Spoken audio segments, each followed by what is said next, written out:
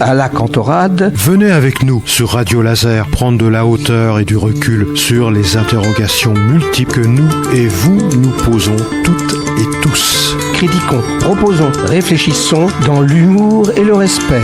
Explorez pendant un mois, chaque semaine, un sujet pertinent avec toujours un invité expert. Bonjour à toutes et à tous sur Radio Laser à la cantorade, et on retrouve pour cette deuxième chronique consacrée à la guitare Franck Fenoux, professeur à Music-Hall Vallon de Vilaine, et bien sûr André. Bonjour jeunes gens.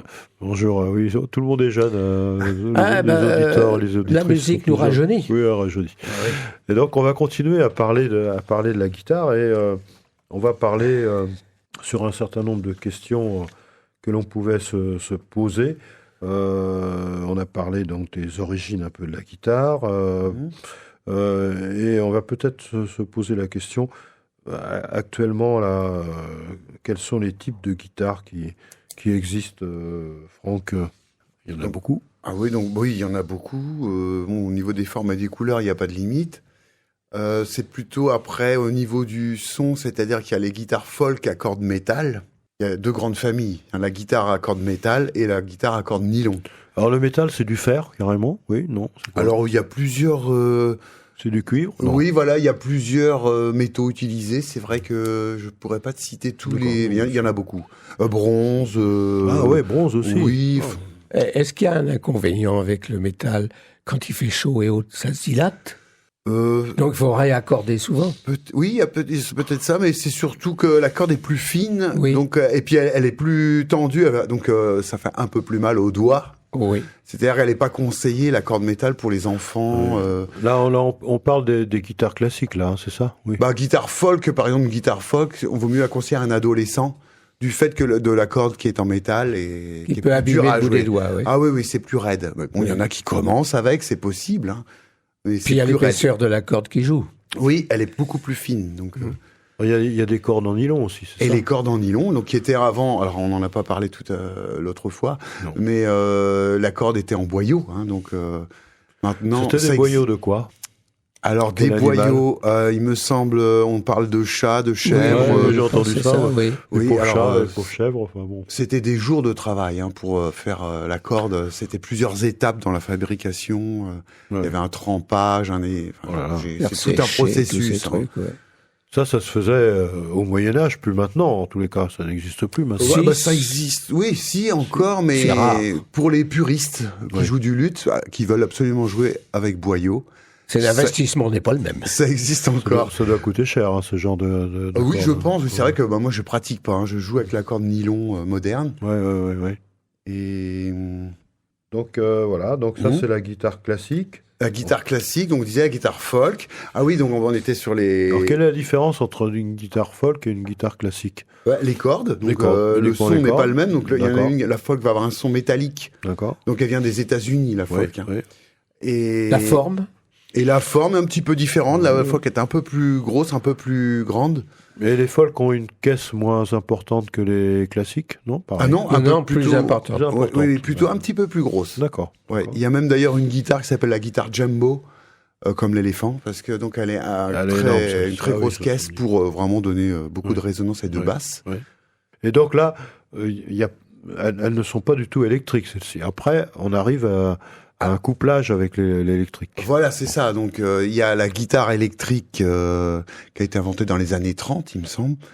Et il y a le croisement, en fait, voilà, l'électro-acoustique. Donc, ça peut être aussi bien une guitare classique qui est amplifiée, donc avec des cordes nylon. Mais le plus souvent, c'est quand même une guitare folk qui est amplifiée, qui donc devient électro-acoustique. Ouais.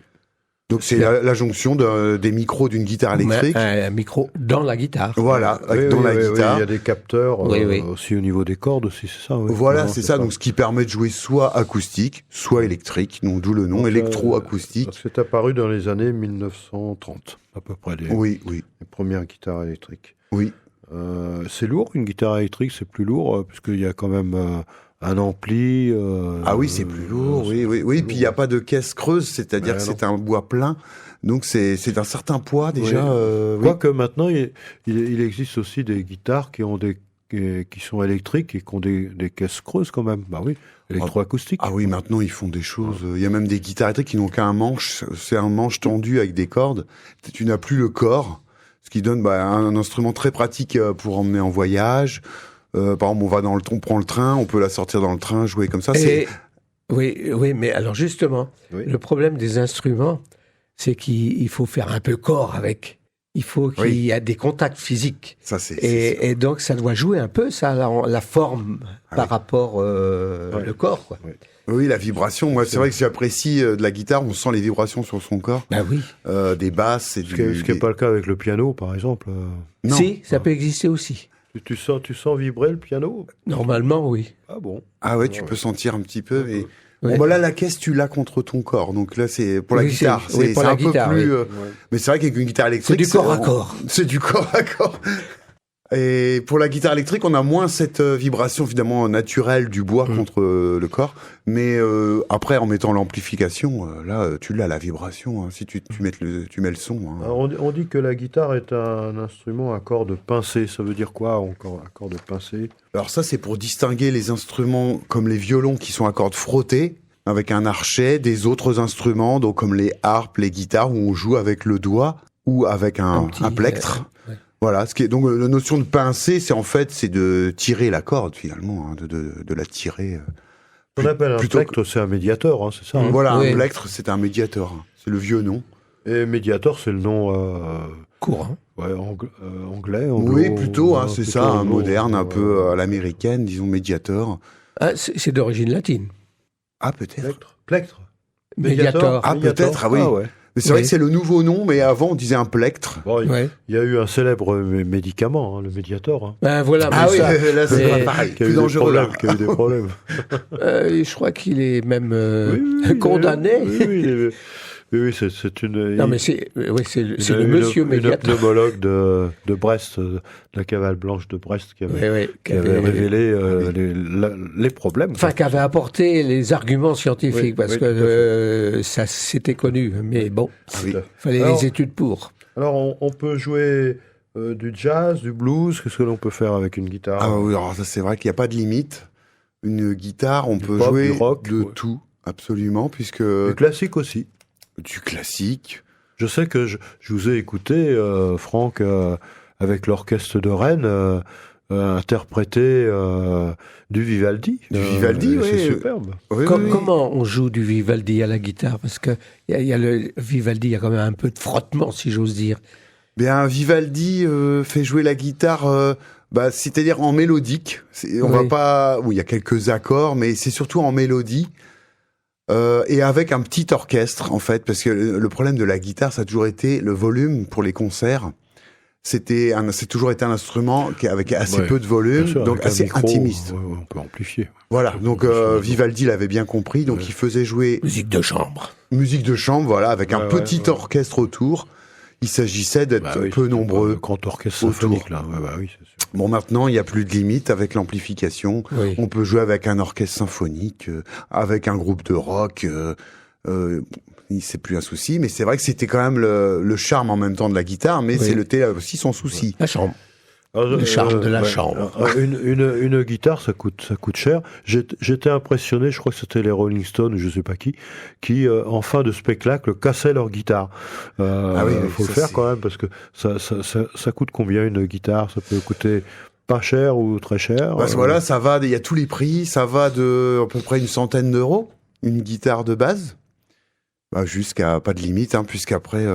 C'est fait avec quel bois ? Alors, bois massif, normalement. Alors, ça peut être du bois... Pour la classique, pour la guitare classique. Pour la guitare classique, oui. Pas de contreplaqué, quoi. Voilà, alors les bas de gamme sont en contreplaqué. Mais après, dès qu'on veut un instrument correct, c'est bois massif. Alors, en général, c'est épicéa, c'est cèdre. Le cèdre. Après, maintenant, ils font encore d'autres choses. Maintenant, il se fait énormément de choses. Et finalement, le choix de l'épicéa et du cèdre, ça vient de l'origine de la guitare en Égypte. Toujours la Méditerranée. En Égypte, oui. C'est un instrument méditerranéen. Là, c'est vrai qu'en bois, je connais pas beaucoup, mais ce qui est sûr, c'est que le cèdre est plus chaud. Le cèdre du Liban. Hein. Oui, le cèdre du Liban.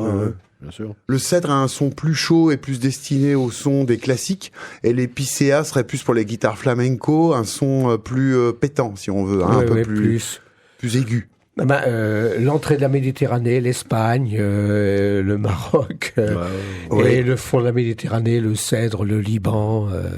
Alors, est-ce que c'est facile d'apprendre la guitare? Certains disent c'est facile, moi je vais faire on voit des trucs sur internet en disant apprenez la guitare en 8 jours, quoi. Qu'est-ce que vous en pensez, Franck?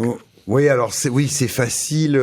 Enfin voilà, c'est un instrument qui peut être très difficile. Ça, en fait, ça dépend ce qu'on veut faire. Si on veut être virtuose classique, c'est énormément de travail, ou grand jazzman, Mais après, ce qui est bien, c'est vraiment que c'est un instrument abordable pour faire des accords, par exemple. Si on veut apprendre juste quelques accords pour s'accompagner, soit accompagner des musiciens ou plus souvent un chant. Pour un débutant, c'est bien. Oui, donc, voilà, c'est très accessible de faire quelques accords.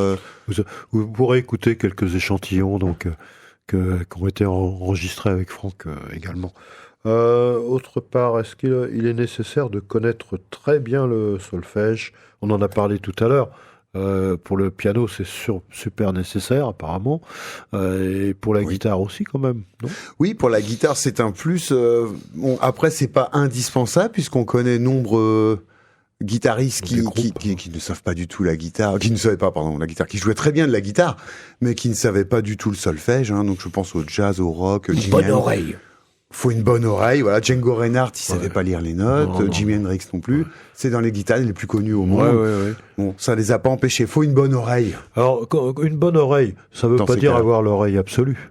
Ça n'existe pas. Non, l'oreille absolue, ça c'est. D'ailleurs, c'est quoi l'oreille absolue? L'oreille absolue, c'est-à-dire que quand on joue un la, dans sa tête, ça s'allume, c'est là. C'est là. C'est pas la dièse, c'est là. C'est normal. C'est vraiment dans la tête. Voilà, c'est là. C'est ça, l'oreille absolue, c'est de reconnaître le son.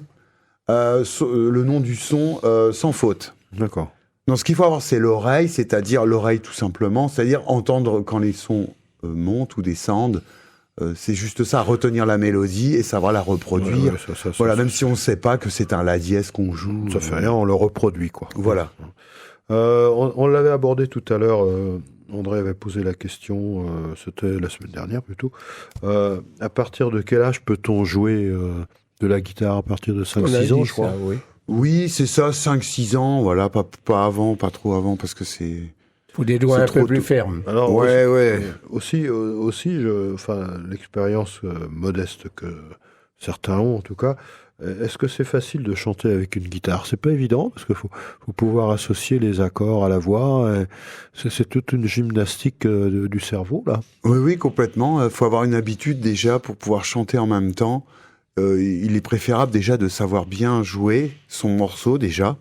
Et une fois qu'on arrive à être dans l'automatisme, c'est-à-dire qu'on peut en même temps regarder par la fenêtre ce qui se passe en même temps qu'on joue, là, ça y est, on peut commencer à dissocier et chanter en même temps. Comme la marche, quoi. Faut que ça devienne automatique. Oui, voilà, automatique. Donc, ça présuppose beaucoup d'entraînement. Voilà. Oui, c'est ce qu'on... La répétition, autrefois. Ouais, comme dans le sport. Voilà, faut répéter. S'entraîner. Oui. Est-ce qu'on peut jouer de la guitare en fonction d'handicap ou de particularité? Si on est gaucher, par exemple, il existe des guitares pour gaucher, je crois, c'est ça, hein, tout oui, alors oui, on peut jouer. Alors la plupart des gauchers jouent comme des droitiers. C'est-à-dire le manche on tient le manche avec la main gauche et on joue les cordes avec la main droite. Mais c'est vrai qu'on peut faire l'inverse. C'est ça. Oui. On peut, si on est pur gaucher et qu'on s'y fait pas à cette position. Et ce sont des guitares particulières fabriquées. Alors pour les guitares électriques, on est obligé, d'acheter un modèle. Bien qu'on peut, de toute façon, il suffit d'inverser les cordes en fait. Il suffit juste d'inverser les cordes et c'est reparti dans l'autre sens. Ce qui se passe, c'est qu'une guitare électrique, on se retrouve avec les boutons en haut au lieu d'être en bas, ce qui n'est pas un drame, puisque Jimi Hendrix, c'est ce qu'il faisait, il jouait avec une guitare de droitier. Ses boutons étaient en haut au lieu d'être en bas, quoi. Ouais. Donc, c'est pas plus gênant que ça. Mais c'est vrai que maintenant, autant le faire, puisque maintenant, on vend des guitares pour gaucher. Juste une petite remarque. Donc, à la limite, n'importe quelle guitare, en changeant l'ordre des cordes, on passe de l'un à l'autre. Oui, voilà, c'est aussi simple que ça. Oui. Je l'ai fait d'ailleurs cette année. Mon petit élève qui a 6 ans, Solal, là, qui a commencé, et il est pur gaucher, donc il voyait pas comment tenir la guitare autrement que qu'à l'inverse de la normale, si on veut. Donc du coup, je lui ai changé ses cordes de sens. J'ai inversé.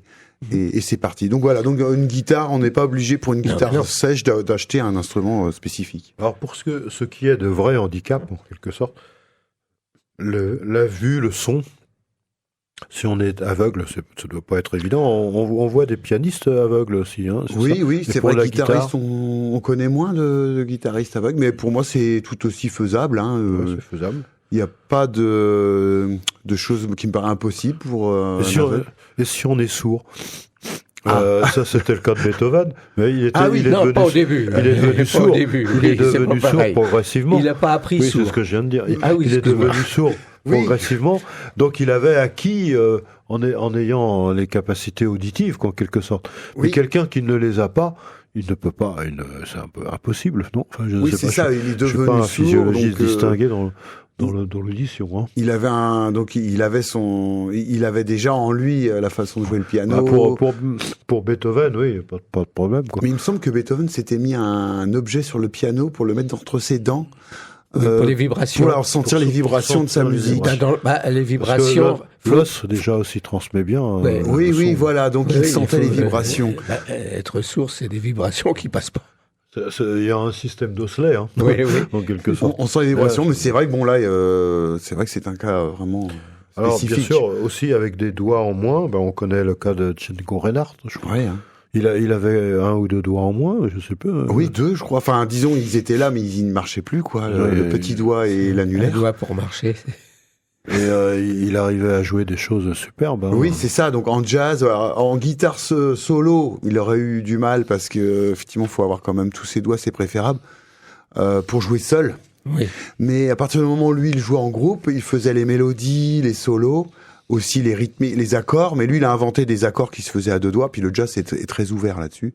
Tu peux inventer des harmonies c'est beaucoup plus ouvert. C'est moins conventionnel. Oui, voilà. Il y a moins de conventions. Il y a beaucoup moins de conventions. Oui. Et maintenant, avec la musique électronique, c'est un secours intéressant pour la guitare. On peut faire de la musique sur ordinateur avec les guitares aussi, oui, non? Oui, c'est sûr que maintenant, il y a aussi des guitares reliées, des guitares synthétiseurs, on appelait ça il y a quelques temps. Ouais. Oui, donc c'est relié, oui, tout à fait. On peut se brancher sur l'ordinateur, faire comme un clavier, et faire n'importe quel son, même pourquoi pas un son d'orgue d'église ou même des choses, des sons de l'espace si on veut, enfin des sons inventés. Tout est à la portée d'une guitare maintenant. Et donc on parlait d'âge pour commencer la guitare. Est-ce que quand on devient beaucoup plus âgé, à 80 ans, on peut se mettre au piano, à la guitare? Vous connaissez des cas Oui, il n'y a pas de limite. Il n'y a pas de limite. Sauf de l'arthrose. Ah voilà, les limites de l'arthrose. Les limites de l'arthrose. Oui. Mais donc, sinon, il n'y a pas de limite d'âge. Hein. Oui, j'ai une élève qui s'y est mis à presque 80 ans. Elle a commencé. Ah ouais. Donc, il n'y a pas d'impossibilité. Vous avez plutôt des adultes, plutôt des enfants en cours, Franck? Les 3/4 sont enfants. Du fait aussi que c'est une priorisation de l'école. Oui. Et on a un quart d'adultes. En fait, on prend des adultes à hauteur qu'il y a des places qui ne sont pas données, bien sûr. En priorité aux enfants. Bah oui, donc, il y a quand même pas mal d'adultes dans l'école, une douzaine en guitare, moi de mon côté. Quand même. Ouais. Vous faites des cours de guitare, mais j'ai vu aussi que vous gérez aussi des ensembles guitare. C'est quoi ces ensembles de guitare? Vous faites quoi? Alors j'ai un ensemble, de guitare classique.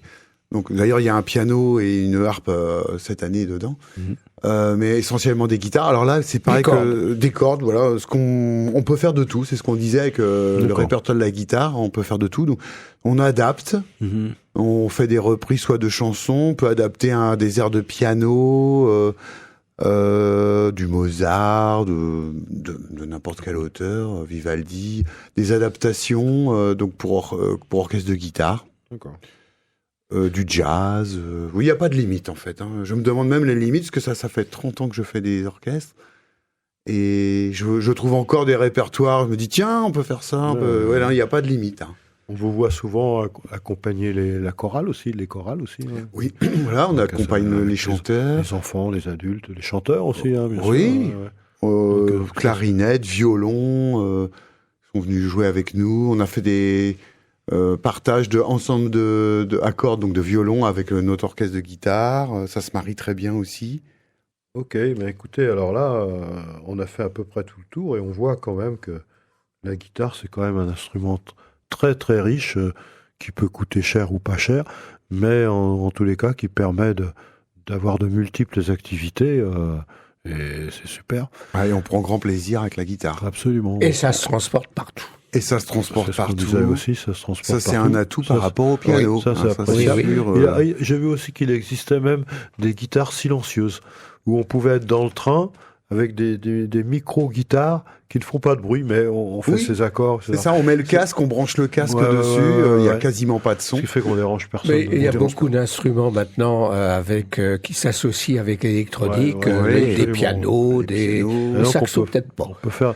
Mais ils font tellement de choses. Oui, même des instruments à clavier. On souffle dedans et relié à un ordinateur. Melodica, je crois que ça s'appelle. Je crois que même il y a des tambours silencieux aussi. Hein, reliés électroniquement. Et des batteries électroniques. Il faut des écouteurs. Oui, bien sûr, comme on disait aussi pour la guitare. Alors, on finit toujours avec nos invités, André. Et donc, je ne sais pas si Franck y a réfléchi. Pour adresser un message à nos auditeurs. On peut lui donner 10 secondes pour réfléchir, n'est-ce pas? Quel message il voudrait transmettre à nos auditrices et à nos auditeurs par rapport à la musique ou par rapport à autre chose. C'est son propre choix, bien sûr. Donc, Franck... Oui, parce qu'un guitariste, c'est aussi un homme ou une femme. C'est un être humain, oui, bien sûr. Et donc, Franck, vous avez la parole. Moi, je dirais, n'hésitez pas à venir faire de la musique. C'est vraiment un épanouissement personnel, vraiment un plus dans la vie, pour tout le monde.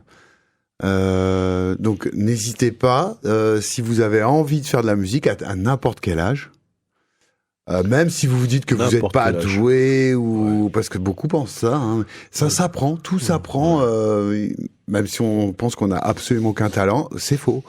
Tout le monde, en s'entraînant, arrive à faire de la musique et prend plaisir. Et voilà. Après, il y a des gens plus doués que d'autres qui vont avancer plus vite que d'autres ou plus travailleurs aussi.